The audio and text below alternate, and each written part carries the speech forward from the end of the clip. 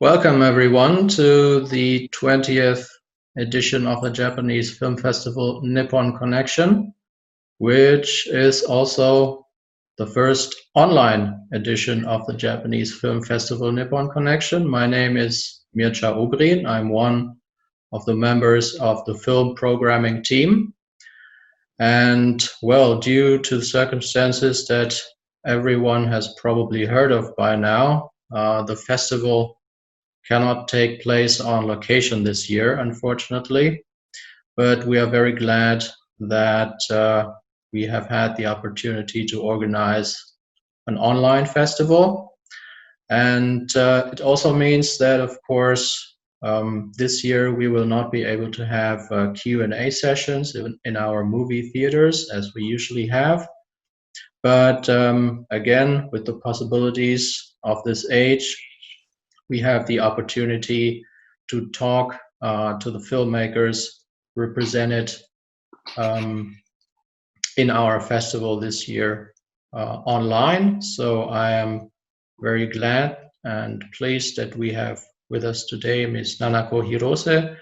director of the documentary film Book, Paper, Scissors. Welcome.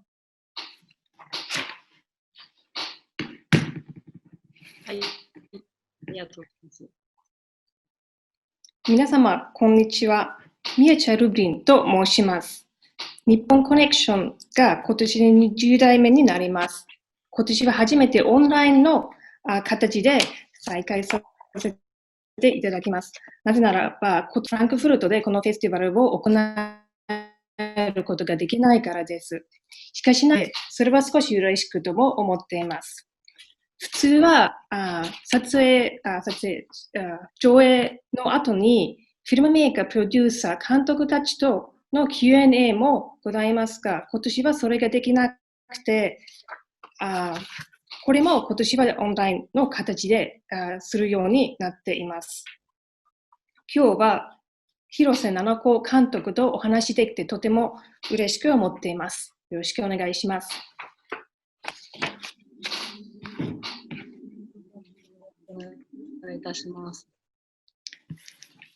Hello, also from me. So, like I said, with the current situation of the coronavirus pandemic, there are lots of things to talk about regarding that particular issue that has had some effects on the festival circuit and on the film industry worldwide, of course. However, even with that, I would actually like to start talking directly about the film, or actually about you. And I thought that maybe you could tell us just a little bit yourself about your career and how you actually got into filmmaking. When did you first have the idea that you wanted to become a filmmaker, and what were your first steps going into filmmaking?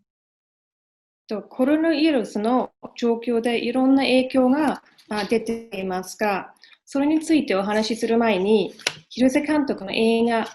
と広瀬監督の仕事について質問もさせていただきます。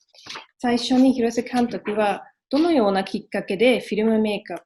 監督になりたいと思ったのかについてお聞きしたいです。初めて監督、フィルムメーカーになりたいと思ったことはいつでしたでしょうか？明確にこれがきっかけっていう出来事があったわけではないんですけれども、もともと映画がとても好きで、何かものづくりができればというふうに考えてたので、自然と、美術大学の映像学科に行ったっていう流れだったんですけど、それが、大学で実際に映画を作るうちに、やっぱり映画を作りたいなっていう確信に変わっていったような経緯です。It was not the case that I knew from the beginning that I wanted to be a filmmaker. I did have a special love for films all my life, and I wanted to produce something. So went to study art and filmmaking, and as I was making films at university, I discovered that this was something that I really liked doing, and that's how I made up my mind to become a filmmaker. 実際に実践的に映画を作る中で、一人で作れないってことに魅力を感じたんですね。自己表現ではなくて、やっぱりうまくいかないっていうことがすごくたくさん起きるので、それを人と解決していって、なんとか形にするっていう、時間がとても自分に合っているなというふうに思ったんです。なんか自分がこうしたいっていうことを形にするんではなくて、人と一緒にこう探りながら作っていくっていうことにとてもやりがいを感じました。What I particularly appreciate about filmmaking is that it is something that I cannot do on my own. It is not about expressing myself, and there are a lot of problems that I cannot solve myself as I make a film. And that is something that I like in my work. I have to cooperate with other people and have to collaborate to find solutions. It's not about me, and it's not just about my work that I want to realize. And in having to cooperate with other people to produce something, to solve problems, that is something that I appreciate and that fits who I am, my personality.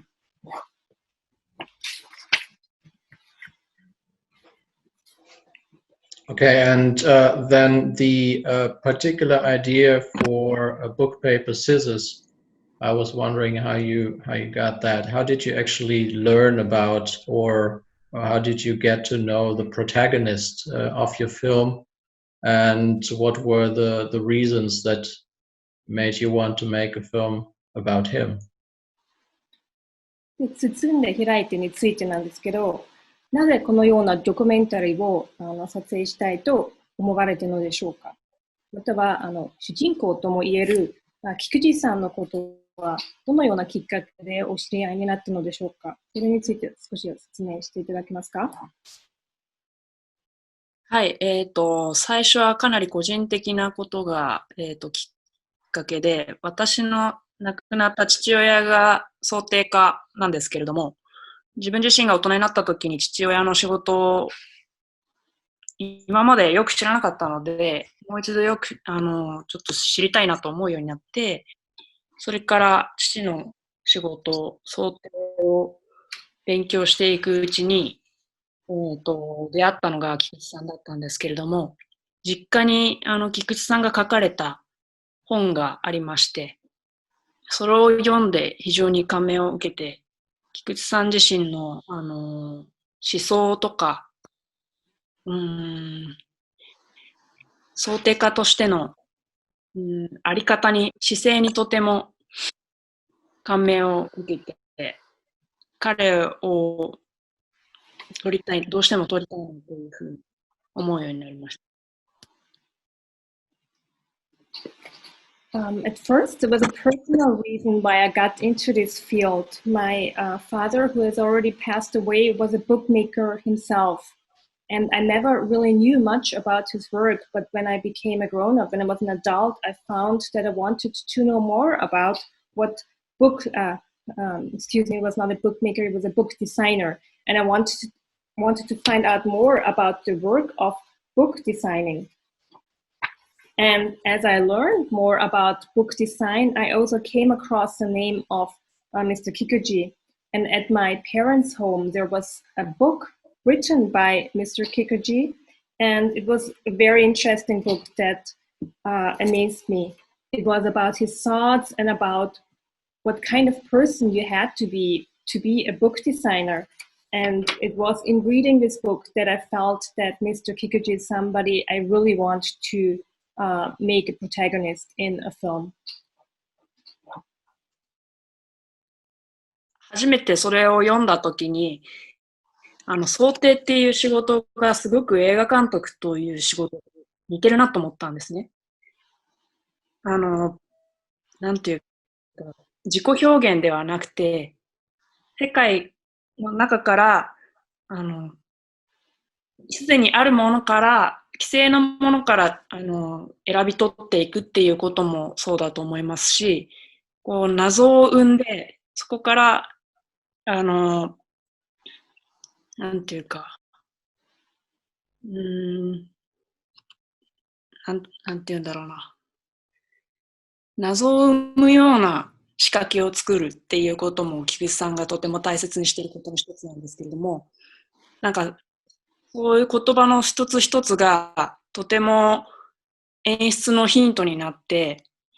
それで非常に菊池さんに興味を持ったんです。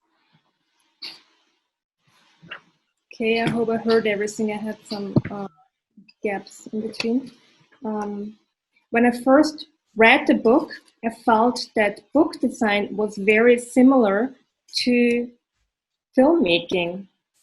One thing is that both are not about expressing yourself. It's about looking that already exists in the world and working with that. Moreover, it's about finding a mystery or something that is unresolved and taking something from there. And that is another similarity that I witnessed between filmmaking and book design. And I wonder, how did Mr. Kikuchi actually react when you first approached him and proposed your idea about making a film about him and his work? 次の質問になりますが、菊池さんに初めてドキュメンタリーを作って菊池さんを主人公にしたいという思想を伝えたときに、どのような反応が出てきましたでしょうか。ですね、最初、映画ではなくて、テレビドキュメンタリー、番組として確か提案したと思うんですけれども、したのが、映画にも出てくる、花という喫茶店でお会いしたんですけど、最初その提案をしたときに、菊池さんに、僕は映像が好きって言われまして、その一言がとても強烈ですっかり落ち込んでしまって、私は最初はもうこれはダメだなと思って諦めかけたんですけれども、まあ、もう少し寝て、1ヶ月後ぐらいにまたご連絡くださいと言われたので、お会いしに行って、なんとか説得しようと試みたんですけれども、その時、菊池さんが非常に興奮した様子で、僕はいいことを思いついたんだよっていうふうにおっしゃって、頭のここにですね、小さいカメラを取り付けて、僕の手元を撮るというのはどうかって言われたんですね。で、もうダメだと思ってたんですけど、断られた気分になってたんですけれども、その間非常にいろいろ考えてくださっていて、実は乗り気だということが分かって、非常に厄介な人だなというふうに思ったのが最初の第一印象です。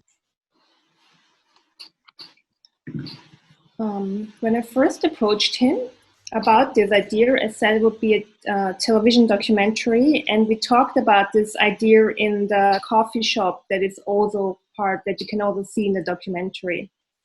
And he said he does not really like films, and it was a very strong opinion that he voiced at this talk. And so I was rather depressed about this answer, but I thought that I had to give up because it was so clear that he was not interested in my idea.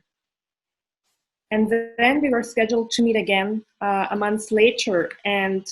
I felt, okay, maybe I can talk him into the film after all. But when we met, he was very excited, and he told me about a good idea that he had, and he said, how about we put a camera on my head, and then we can film what I'm doing right before me on my desk. And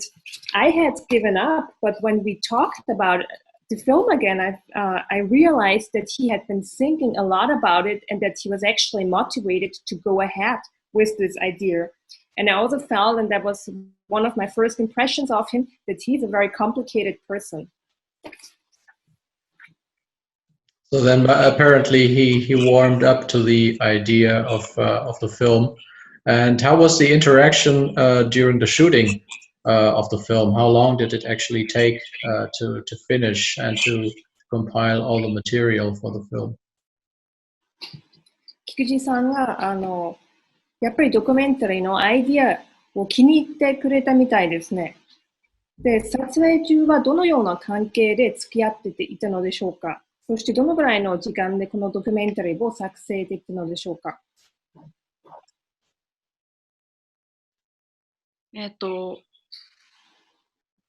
そうですね。これまで取材だったりとか、岸さんがインタビューされてきたので、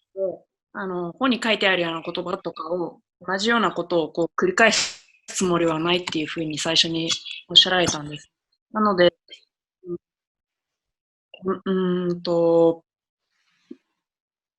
その答えを引き出すような質問をするっていうことはできるだけ私も言っていました。できるだけ菊池さんが仕事に没頭できるように、そこにいるっていうことが一番徹底してやっていたことです。最初、あんまりインタビューをするっていう姿勢ではなくて、できるだけその場の行動、アクションに対して、今何をしているんですか、その紙はどんな紙なんですかとか、なんでそれを使ってるんですかみたいな、そういった質問を中心に、問いかけて、菊池さんとの関係性を少しずつ作っていきました。で、カメラがないときも結構一緒に美術館に行ったりだとか、食事にご一緒したりとか、そうですね、そうやって3年間、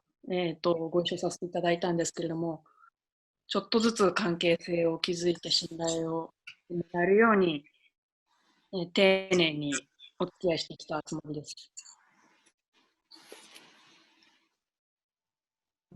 So when I first started making this movie, I was told that Mr. Kikuchi did not want to just give the answers about book design that you can already read in a book. So I thought about which questions I had to ask in order to get interesting answers from him.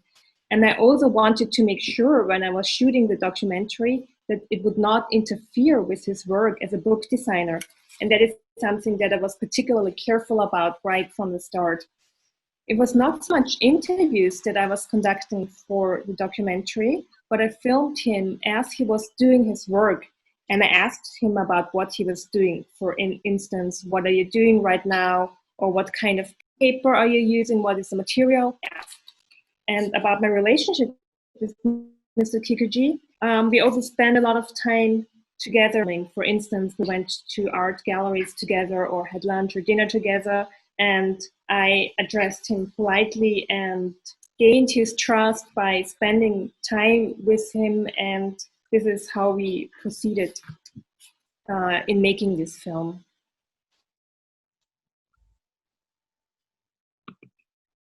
You actually already mentioned one interesting aspect here, namely that Mr. Kikuchi himself came up with the idea of making the film not just about things about book design that you can already read in his book about it, but also trying to make a really interesting film. So I was wondering, did you find it difficult to come up with, let's call it, filmic strategies or filmic approaches? Because a book cover, when you think of it, is like a little piece of art. However, you can also, when you buy the book, you can touch it, you can feel it. Some people, including myself, also actually like to smell books. So there's a lot of sensual qualities to it. And I was wondering whether you found it difficult to convey the fascination for book covers and books with filmic methods. 興味深い点に触れています。菊池さん本人も自分が本で書いた内容だけでなく、想定について何か新しいものを学べるようにドキュメンタリーを作りたいとおっしゃったみたいですね。で、これについて質問もしたいと思います。想定って芸術でありながら、本は他の芸術と他の作品と違って手に取って触ったり見たり、私は匂いを嗅ぐことも好きなんですけど、特別な魅力を持っていると思います。で、その魅力をドキュメンタリーの映画というメディアで伝えることに苦労したこと、特に意識したことなどがありますでしょうか？やはり本っていうのは芸術作品ではないので、想定って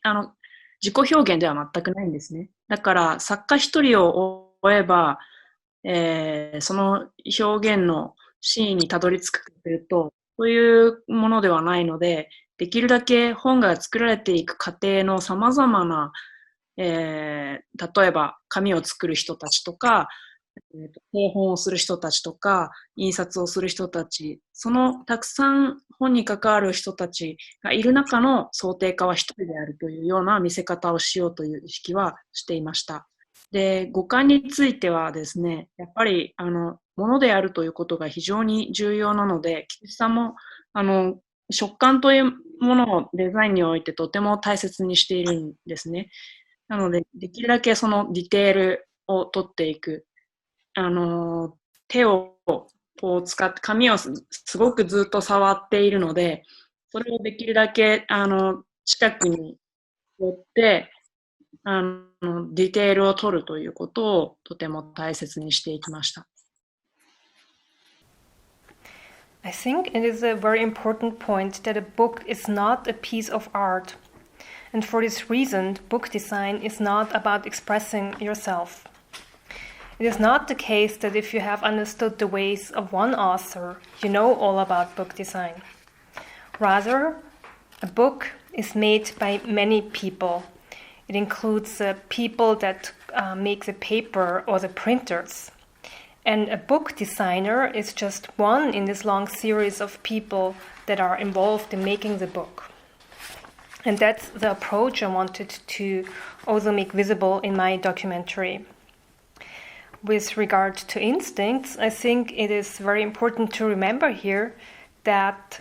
a book is a thing,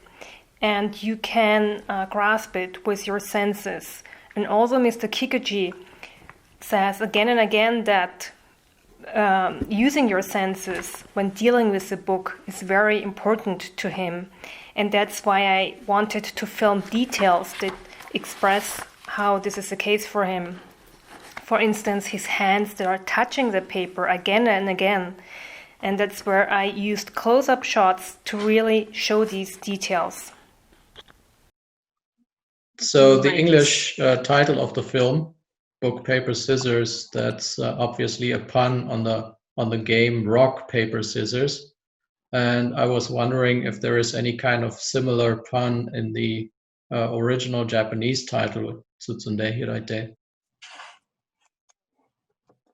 映画のタイトルについてなんですけども、英題が Book, Paper, Scissors といって、じゃんけんですね、の中の言葉をこうもじったタイトルになっていると思うんですけども、日本語のタイトルの包んで開いてというのも、何かそういった遊び心のあるようななんか意味があるのでしょうか？そうですね。やっぱり菊池さん自身がとても遊び心のある人なので、柔らかいタイトルにしたいと言ったんですけれども、日本の子供の歌同様で、結んで開いてっていう歌があるんですね。で、少しそこからもじって、ダジャレですね。英題と同じく、包んで開いてっていうタイトルにしました。想定に込めたものを読者がこう開くという意味もあるし、菊池さんが何度もこう、触って、またそれをやめて、もう一回また触ってっていうような、こう繰り返すことでこう生み出していくような過程がとても印象に残ったので、そういったことも含めてタイトルに込めました。Mr. Kikuchi is a very playful character himself, and that's why I wanted to use a soft title, a playful title for my documentary. There is a children's song in Japan, Musunda Hiraite. It's about, it basically says you make a fist and you open your hand again, then you make a fist and then you open a hand again. And my title, Tsutsunda Hiraite, to wrap and unwrap, is a play on this title. For one thing, it has this notion of the reader opening up the book design that has been developed by the book designer. And then although it's also a reference to how Mr. Kikuchi keeps touching the book and the paper again and again. He touches the paper, then he puts it away, then he touches it again, and this repetition is also an idea that is reflected in the title. I wanted to ask you about regarding your work as a filmmaker in general. You have made one fictional feature film, His Lost Name, Yoake. And now you have also completed feature-length documentary with Book, Paper, Scissors. If you compare these two fields of work, are there any aspects about documentaries that you prefer to working on fictional films and vice versa? And do you plan to keep on working in both fields, documentary films and feature films, fictional films? 聞こえていますか？はい、じゃあ今、お願いします。広瀬監督は夜明け His Last Name というフィクション映画も作成しました。今は包んで開いてというドキュメンタリーを作成しました。この2つのフィールドを比較するとドキュメンタリーの方がやりやすい、またはフィクション映画の方が楽なことなどがありますか？そして将来においては両方とも作るようにしたいと思っていますか？または一つのフィールドに集中したいとお考えでしょうか？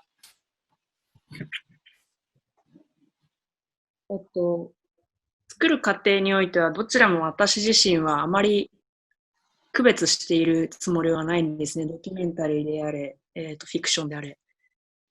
実は、夜明けよりも先に包んで開いてを撮り始めたんですけれども、フィクションっていうのはどうしてもすごいたくさんの人数の、人と一緒に作らなければいけないので、被写体と作り手側と撮る側とできるだけフェアな関係で作るっていうことを一番最初にやってみたかったので、フィクションより先にドキュメンタリーから始めたっていうのが経緯なんですけれども、なんていうか、私自身、ものを作る、モチベーションは、やっぱり世界を知りたいとか他者を知りたいっていう欲求があるので、自己表現ではないっていう意識の方が強いんですね。そういう意味では、フィクションもドキュメンタリー変わらないなというふうに思っています。で、ただ今後は、フィクションをおそらくメインのフィールドにしていくつもりではいるんですけれども、ドキュメンタリーを撮るような気持ちできっとおそらくこれからもフィクションを撮り続けるだろうと思います。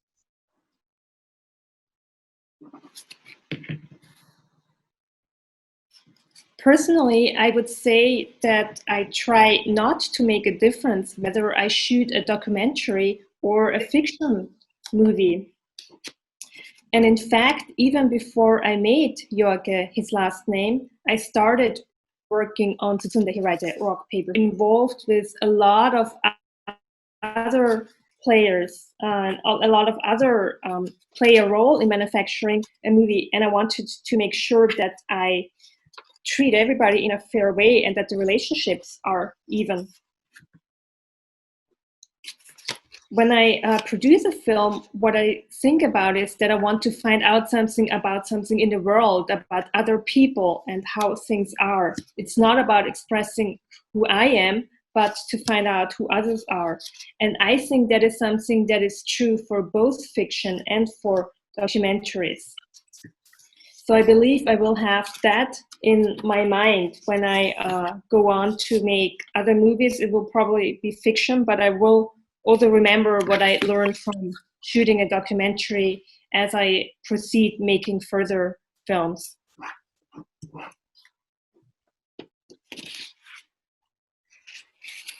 One other topic I would like to talk about is the focus of our festival this year is on female futures, question mark, new visions of women in Japan. So we're trying to see how female directors especially position themselves in the Japanese film industry, and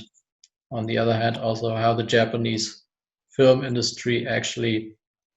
positions itself toward female directors and women in all the other lines of occupation in the film industry. Now some female directors might have very strong opinions on that, and we've also already had cases at the festival that female directors said that this is not such an important topic for them, that they don't have the impression that they have to prove themselves as strong women, or that they have to fight against male dominance, and they don't want to make that an aspect of their work. So I was wondering, what was your opinion on this topic? Is this in any way important to you? 今年の日本コネクションの一つのフォーカスですか、テーマがFemale Futureにハテナマークがつくんですけど、New Visions of Women in Japan って日本における、女性像というのが、どう変わってきたのか、または変わってきてないのかというのを含めて、そういうテーマでちょっと作品を集めたりしてるんですけれども、日本に聞こえますか？すいません、何か音が。聞こえますか？すいません。これ日本映画における女性像だけではなく、実際にカメラの、裏側にと後ろ側にいる、その作り手の女性の方たちっていうのが、日本の映画業界の中で、そのポジションが何か変化してきたのかということについてもちょっと考えてみたいと思うんですけども、過去の映画祭でいろいろの女性監督をお呼びした方と、そういうお話をしたときにも、そういう女性の地位向上ではないですけど、そういうことに強く意識されている方、または何か問題意識を抱えている方もいらっしゃれば、特にその自分の映画作りにおいてそういうのを意識したことがないとか、特に何か自分にとって問題意識としてあったわけではないという方ももちろん両方いろいろいらっしゃったんですけども、広瀬監督にとってこのようなテーマっていうのは何かと強い意識を持っていらっしゃることなのか、何かちょっとお考えがあればよろしくお願いします。私自身は女性監督としてのアイデンティティっていうのは正直あまりないですね。あるかもしれないんですけれども、できるだけ意識したくないっていうのが本音です。女性の作り手が抱えている問題っていうのはもちろんたくさんあって、監督だけじゃなくてスタッフもそうですけれども、やっぱり体力面だったりとか、あと社会的地位だったりとか、あと家庭との両立っていうのもすごく大きな問題としてあって、結構たくさんの女性のスタッフが結婚すると辞めてしまうことが多いんですね。それも一つの大きな問題だと思っています。ただそれは女性だけが抱える問題では全くないので、男性も考えなければ当然いけないわけで、女性だけが声を上げるっていうこと自体が私自身は非常におかしいなと思っています。できれば私自身はあんまり女性ならではの表現みたいなものを信じていないので、女性としての考えだけ掲げたくないできることなら拒否していきたいっていう考え方です。それが一番私らしい、私にできるアクションなのかなというふうに思っています。Personally, I don't think of myself as a particularly female director, or maybe I'm aware that I am a woman, of course, but I make conscious effort to not let that affect my work in any way. It is true that women in the film industry have a lot of problems. That's not just true for directors, but for all kinds of staff that are working in the film industry.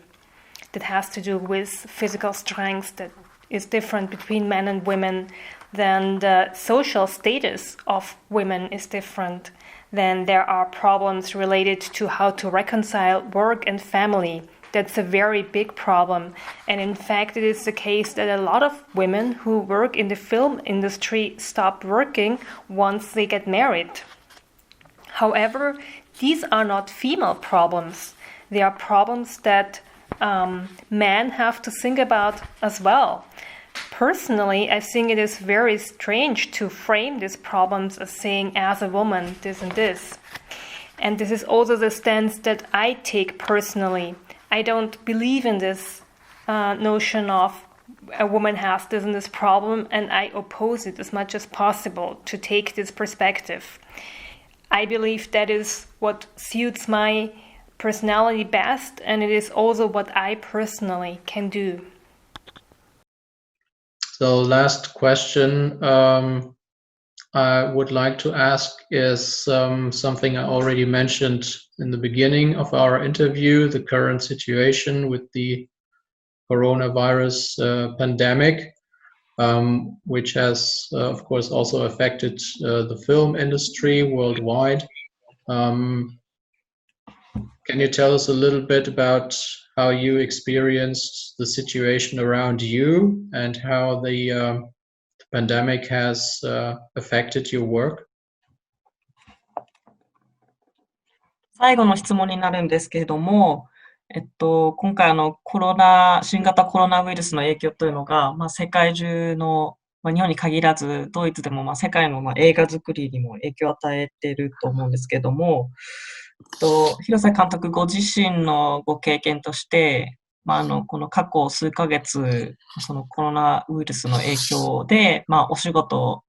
に何か問題が出たり、ご自身の映画作りの今後何か影響が出そうというのはありますでしょうか？ちょっと状況を教えてください。私自身の生活にとっては一番の収入源は映画よりもCM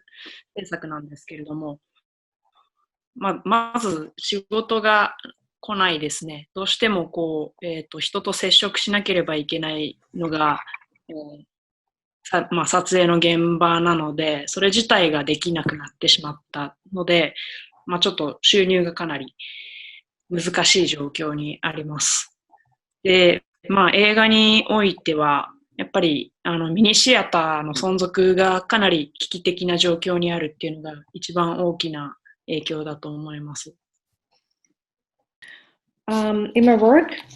I shoot commercials a lot, and that is work that has decreased. It is work, or generally with filming, that is work where you have to get in touch with people, and right now that is not possible. And that is one of the greatest effects on my life. My income situation has decreased because work is not coming in. And with regard to the film industry in general, there are a lot of small theaters, movie theaters, that are in a state of crisis where it's not sure whether they will survive, and that is possibly the greatest effect on filmmaking that I am seeing personally right now. And did you already have some kind of project that you already wanted to work on for your next film that you had to cancel now? 計画していたプロジェクトなどがあって、コロナウイルスのせいでキャンセルしないといけないような状態とかありますでしょうか？幸い今考えていたプロジェクトはまだそういう土壌に乗っかっってるような状況じゃなくて、私の頭の中にあるだけの状態だったので、直接的な影響は受けてないです。この状況をなんとかポジティブに捉えて、これまでの作品をたくさん勉強したりとかっていう時間に当てていました。これだけ世界中が同じような状況で打撃を受けているので、今後、作品を作る上でコロナのことを抜きに、ものを作るっていうこと自体が、何か物語を作るっていうこと自体がとても難しいなと思っているので、今の状況がどういうふうに自分自身の今後の活動に影響するかっていうのは正直まだ私自身も分かっていません。すごく非常に難しい、悩ましいと思います。Luckily, the next project I'm working on is not something that had progressed to that stage yet, but I was still thinking about it, so it is in my head, so to say. I tried to use this situation where we cannot do anything to take the time to learn about movies that already exist and watch older movies to learn from them. I think this is a very particular situation. The whole world is experiencing the same thing right now, and thinking about the future, I do not yet have answers about what that means for filmmaking and for producing new things. And I'm still thinking about it. I think it is a very difficult question, but I cannot say how what is happening right now will affect me as a person and as a filmmaker.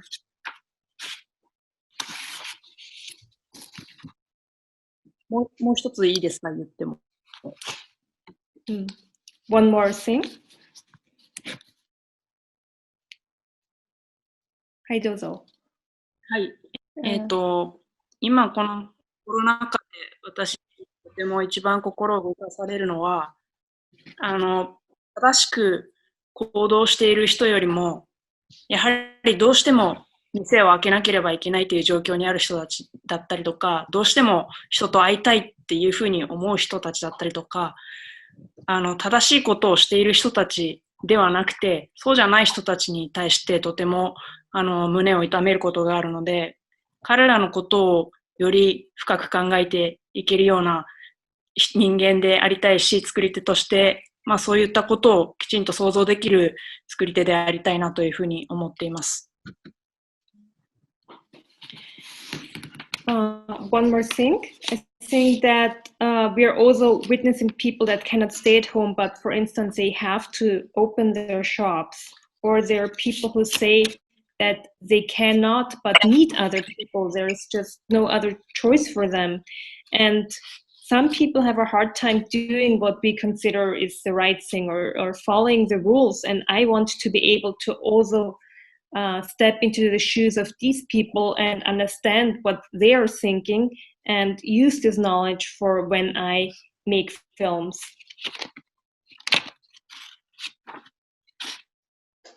I think we all hope that the situation will get better soon and hopefully return to normal.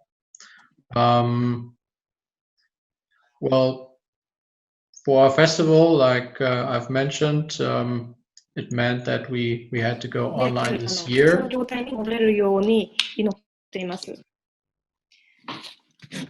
And well, we still have managed to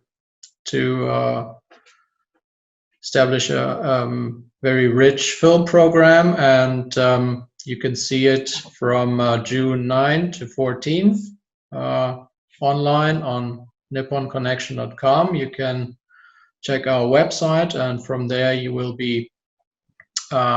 find links to our video on demand platform, Vimeo, where you can see, among others, the beautiful documentary book Paper Scissors by Nanako Hirose. So I want to thank you again for being with us today, and I hope that a lot of people will enjoy your film. この状況であっても、かなり多くの映画、ドキュメンタリーを今年もお見せできることを嬉しく思っています。日本コネクションは6月9日から14日まで開催されますので、日本コネクション .com のウェブサイトでリンクをアクセスし、ドキュメンタリー映画を見てください。広瀬監督の素晴らしいドキュメンタリーも多くの人々が楽しむようになると思います。広瀬監督、今日、必要等に応じてくれてありがとうございます。とても興味深いインタビューでした。いつかまたぜひ日本コネクションに参加して、実際フランクフルトにぜひ私も伺って、その時また直接お客さんだったりとか、映画祭のスタッフの方々と直接触れ合ってコミュニケーションを取れる日をとても待ち望んで楽しみにしております。またお会いできればと思います。Thank you. I look forward to some time in the future when I will be able to actually travel to Frankfurt and come to Nippon Connection, talk with the staff from Nippon Connection and meet with the guests who come to see our films and documentaries. That is something I really look forward to. We as well, we really hope that we can welcome you to our festival someday. Until then, thank you again, take care and stay safe. Thank you. こちらこそです。広瀬監督をお会いできることを楽しみにしています。気をつけて、よろしくお願いします。ありがとうございました。Thank you. Bye. Bye. Bye bye.